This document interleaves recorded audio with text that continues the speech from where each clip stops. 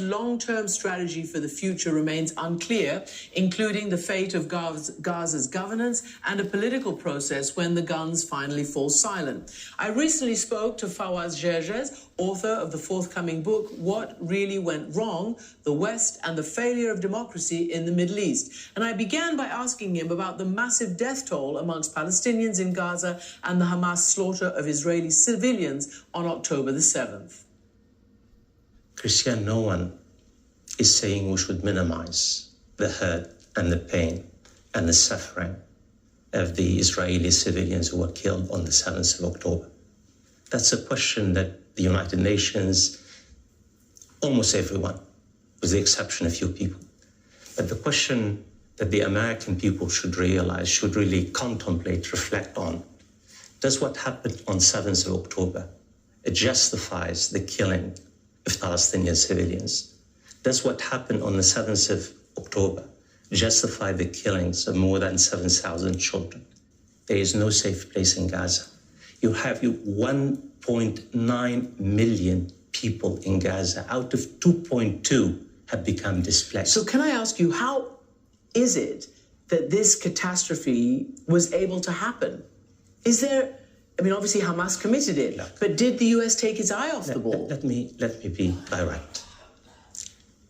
Biden's foreign policy does not differ very much from Trump's foreign policy. For the past 2 years, this administration has not made any major investment in either trying to stop the building of Jewish settlements or even to try to really bring about the establishment of a Palestinian state. And that's why not only the United States committed major strategic blunders. In the region, I'm talking about the region, not me. In the region, this is seen as Biden's war. It's not just Benjamin Netanyahu's war. This is Biden's war, and it is. So the United States, you're basically saying, and we've observed, thought that it could, A, take its eye off the Palestinian ball and outsource that to these normalization deals between Israel and the Arab countries with which it's not at war.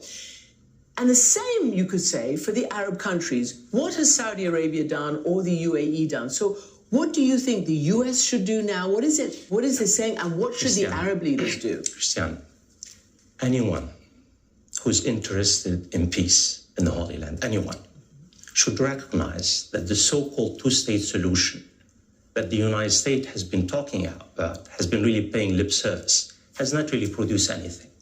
In fact, while the United States has been talking about a two-state solution, what has been happening on the ground, Christiane? You have now almost 1 million settlers, 1 million who live in occupied Palestinian lands on the West Bank and East Jerusalem. Israel is in a race against time to steal Palestinian land, to colonize the land. So in fact, the talk about the two-state solution has brought about the consolidation of Israel's military occupation.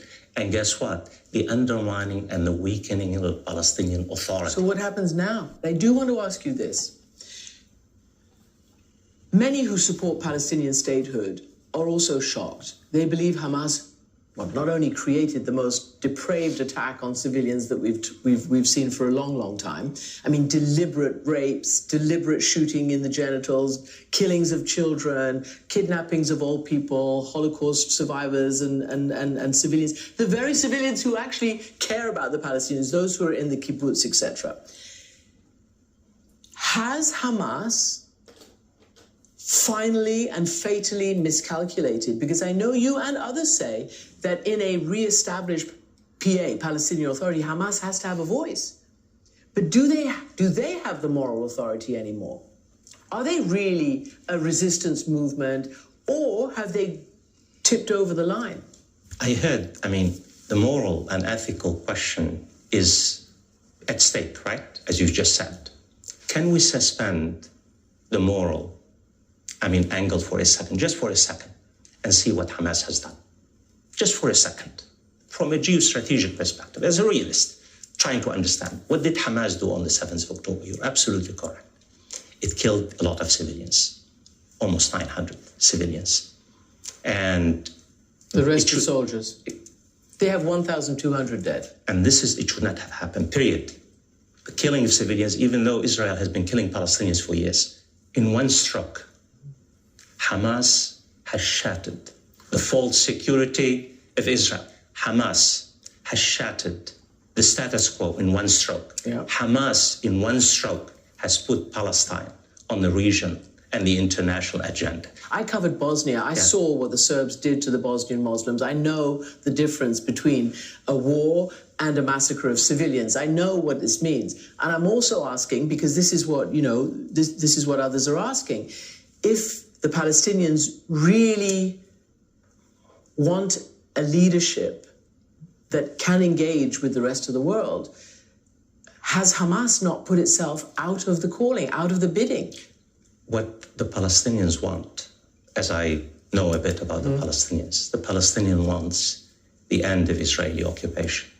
The Palestinian wants freedom. The Palestinians want dignity. The Palestinians want emancipation. The Palestinians want the end of Israeli occupation. If you ask me now, who speaks for the Palestinians? And it's sad to say it, Hamas now speaks for the Palestinians. Still. Hamas now speaks for Palestinians' aspiration for emancipation. But Fawaz, there were a lot of protests against Hamas before October 7th. Yeah, of course, absolutely. I mean, because Hamas did mismanage governance in Gaza. Hamas was not really very popular.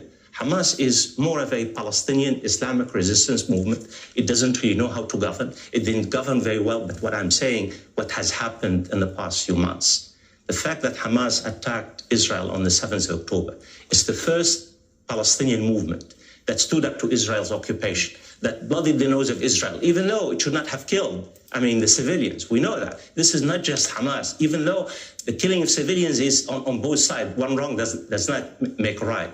But when we talk about violence, Israel has mastered the art of political violence. Can I ask you, let's broaden it out a little bit, because everybody's trying to figure out the day after. Who knows when the day after will be? We've also seen Arab states, try to make peace and normalize with the Israel that you're describing. They, frankly, putting the Palestinians, as an afterthought or no thought at all. Surely the governments of the Arab states also have to step up and try to figure out a solution. Well, the Arab states want really a two-state solution. The Arab states want the United States to lead the effort because Israel does not listen to anyone else except the United States. And most of the Arab states are allies of the United States. They're dependent on the United States, on its military support, on its economic support. The reason why Gaza is important in the region, forget me as a scholar, as an academic. Gaza now, Christiane, in every home, in every village, in every hamlet, in every street throughout the Middle East, in Morocco, in Algeria, in Iraq, in Egypt, people are angry. And that's why Arab regimes are terrified. They're terrified that their stability is at stake. And they're all reliant on the United States.